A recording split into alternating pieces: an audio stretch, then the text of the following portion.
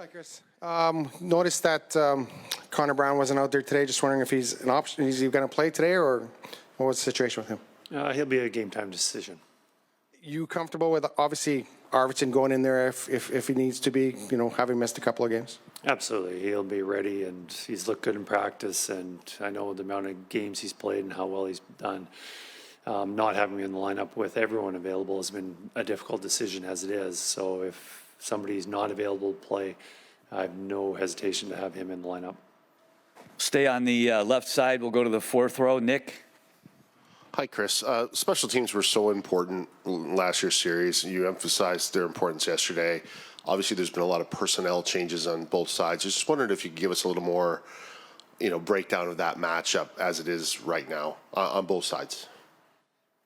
Yeah, 5-on-5 is important, but probably the difference of most series are the special teams, because the 5-on-5 play at this point of the season where teams are so good and the difference is so minimal that it usually comes down to the special teams. And they've got the penalty kill and power play going very well for them right now. So it's going to be a big task for us to be able to win that battle, but obviously it's going to be an important one.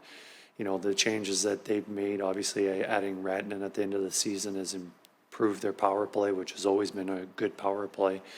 And then the penalty kill, they just, with Heiskanen coming back, there's another good penalty killer.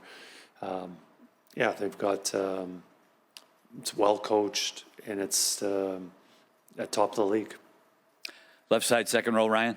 Hey, Kris, for someone like you, you're always looking at plan B, plan C, plan really Z, knowing you. But with having someone like Corey, with the experience that he's had, the size, everything he brings, how many sort of options does someone like that give you, knowing that depending upon the situation, you could use him, but also, that at 40, he's reliable in a way that just few aren't?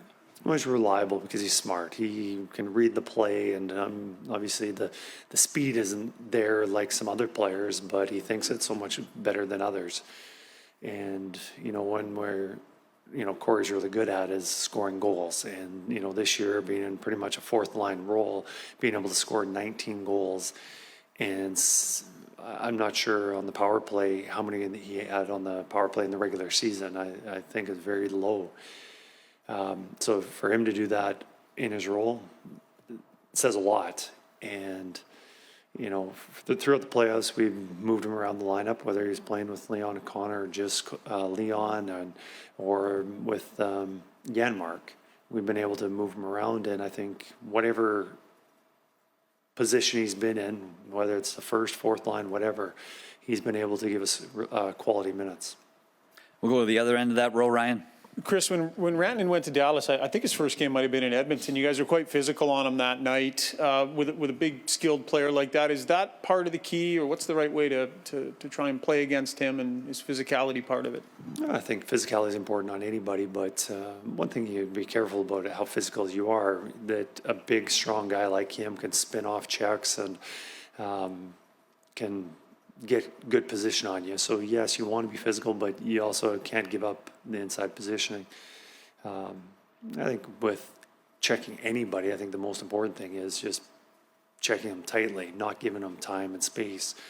You give them that time and space, they're able to see the ice better. And so yes, we want to be physical, but I think more importantly, we have good sticks and breaking up plays and not allowing passes getting through you. Stay in that same row, Robert. Kris, with a slower start to the year that you guys had, and yet you wind up right back here in the Final Four again, what have you learned about Stan Bowman and your relationship with the GM when you have a season like that and then you get back to this spot? Yeah, I didn't know Stan at all until this summer.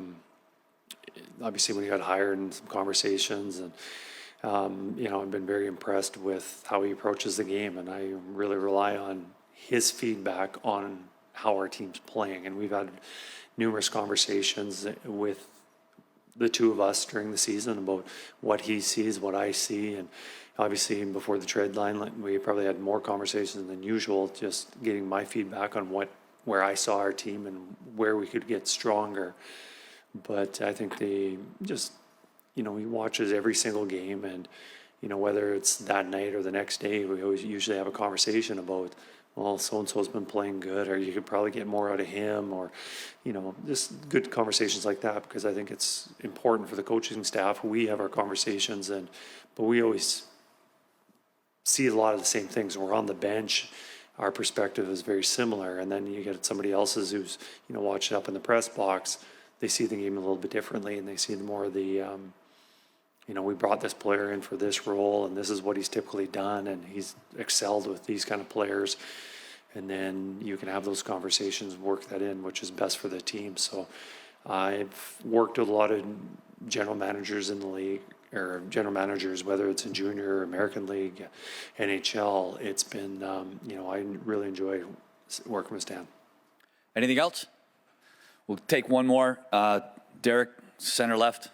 Kris, last year at this time, Evander Kane was really struggling. There was times where he couldn't even sit down on the bench. So just maybe a thought on the difference between having a healthy Evander Kane as opposed to last year where he had to kind of fight through a lot to keep playing.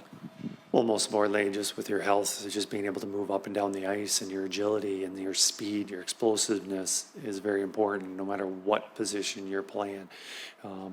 Definitely important for Evander with the way he plays. He plays with a lot of physicality, finishing checks, winning battles. So anytime you're not 100%, and he was far from being 100%, but trying to play through it, it just hinders you. And then not only that, it also just messes with your confidence, your psyche, and just feeling that you can't make that play. So, he was given everything he had last year during the playoffs and through the regular season for that matter. But it's just not the same as when you are healthy. And now a lot of credit to him, coming back. He is healthy now. Now coming back at this time, not playing for 10 months, coming in and playing in the playoffs when things are really ramped up, especially that first round, and for him to come in and find his game as quickly as he did, that's not an easy thing to do. But fortunately, he did do it, and he's helped us quite a bit through these first two rounds.